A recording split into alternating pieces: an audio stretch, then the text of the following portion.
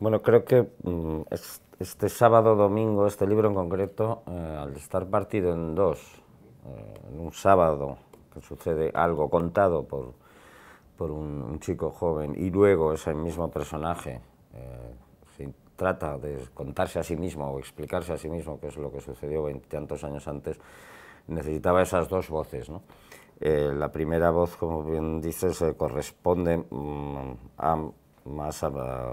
casi a mi primer libro, ¿no? A lo peor de todo. No era tanto una necesidad para mí recuperarla, aunque sí me hacía cierta ilusión saber si existía, saber si esa voz todavía estaba o si la había perdido. Pero sobre todo era más una necesidad de la propia estructura de esta narración, ¿no? Sí, era un poco lo que me interesaba también, ¿no? Uno cuando es muy joven imagina la vida como un proceso de aprendizaje y de mejora también, ¿no? Quizá mis incapacidades de ahora luego se convertirán en armas más afiladas, en capacidades superiores. Y luego con la edad te das cuenta que en muchos casos no has ganado tanto como lo que has perdido, ¿no? A lo mejor has perdido inocencia, has perdido fuerza, has perdido energía, has perdido coraje y no has ganado tanto como esperabas en sabiduría o que ese aprendizaje no siempre te lleva 2 y 2 son 4, te lleva a una mejora, perfeccionamiento de la propia vida, de la propia personalidad o de las propias capacidades, ¿no? Si uno tiene, como decíamos antes, ¿no? Uno se proyecta en el futuro y tiene una imagen, digamos, ideal de lo que podría ser, ¿no? Y piensa que lo que le falta es tiempo, pues como decíamos antes, no estás formado, tus habilidades no están testadas o probadas, no te han dado las oportunidades suficientes. Y luego llegas y te das cuenta que muchas de esas cosas siguen dentro, muchas de las torpezas siguen ahí, pero con menos capacidad todavía, ¿no? Y con menos gracia, ¿no? Hay una cosa, si hay algo cruel en este asunto de crecer, es que los niños son todos mucho más graciosos y salados. Luego de mayor uno intenta hacer la misma broma y ya no le hace gracia a nadie, ¿no? Ya se perdió esa frescura y esa gracia.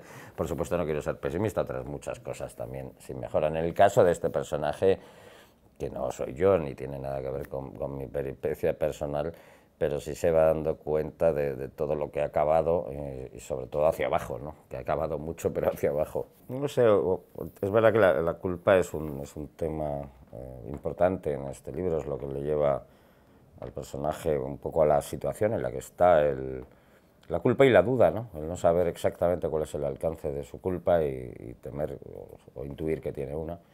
Y entonces en ese sentido se convierte al tiempo en el juez, en el abogado defensor, en el testigo, en el fiscal e incluso en el detective de su propio asunto. Todo eso lo hace él y es mucho peso, son muchas tareas juntas, ¿no?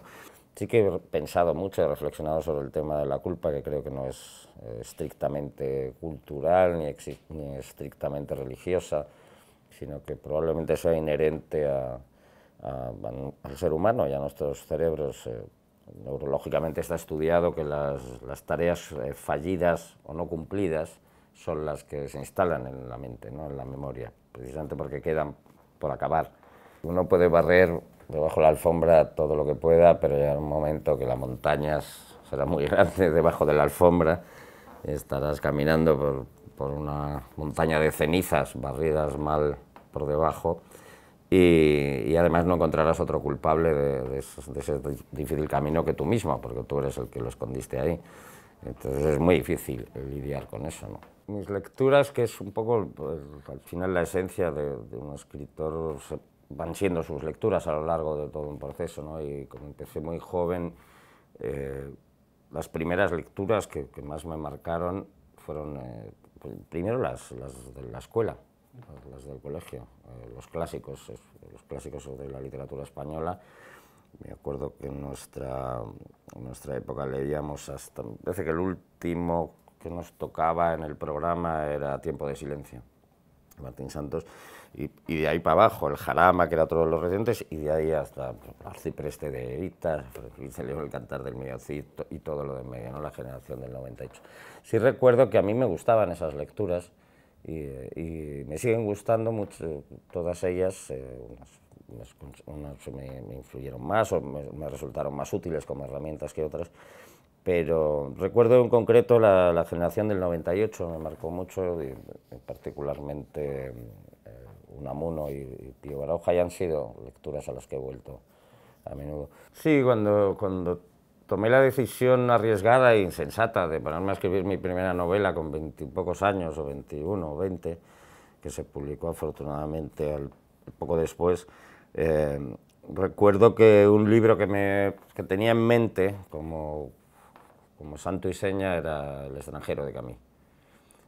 Quizá porque era breve y pensaba que era algo que podía, salvando las distancias de talento, me parecía un tipo de modelo de libro que podría intentar a soñar con conseguir, ¿no? Digamos que me hubiese sido más difícil o todavía más insensato ponerme a pensar en los hermanos Karamazov, ¿no? Es decir, voy a escribir esto con 20 años, ¿no? Luego me di cuenta que igual de difícil es escribir un libro de 1000 páginas que uno que sea buenísimo de 120, ¿no? Pero digamos que me fijaba más en libros que tuviesen una narración con cierta inmediatez, esa especie de monólogo interior y cierta aparente frescura que luego me di cuenta que era dificilísima de hacer. Hay muchos personajes, algunos semi-autobiográficos incluso. Recuerdo leyendo un libro que es muy duro y por unas circunstancias que le pasaron al propio autor, James Ellroy, Los lugares oscuros, My Dark Pages, que era un personaje al que le cogí una tremenda afinidad dentro de lo difícil que puede parecer pegarse a la sombra de un tipo como Ellroy, pero me sentía muy a gusto con ese personaje, ¿no? Y luego desde chico tuve una fascinación por los personajes de Patricia Highsmith, tanto por Ripley como por el amigo americano, y todos los inventos de personaje de Patricia Highsmith siempre me parecieron fascinantes. Me pasa con Orlando, de Virginia Woolf, ¿no? Es el libro que lo leí y dije, toda mi vida como escritor será una frustración, porque este libro ya no lo puedo escribir. En cualquier caso, aunque hubiese podido en un mundo irreal, de mi enloquecidamente ya está escrito, con lo cual es imposible. Kenzaburo que es un escritor que me gustaría ser. El Mishima, que es un escritor que me encanta, y lo he leído mucho y pienso, ojalá fuese yo Mishima. Pero luego te das cuenta que bastante tiene uno con ser el escritor que es, ¿no? Pero sí, hay muchísimos libros que, como digo, a veces daría un brazo por haberlos escrito.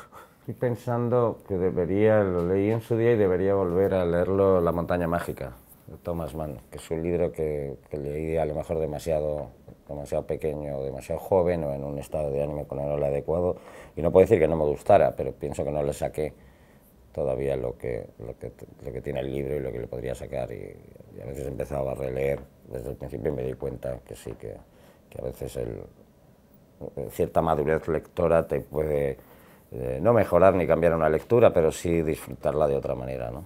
Hay cosas que, incluso autores que leo simplemente por volver a pensar en escribir, ¿no? Y que cada vez les encuentro más cosas. Uno sería Chesterton, por ejemplo, al que vuelvo siempre.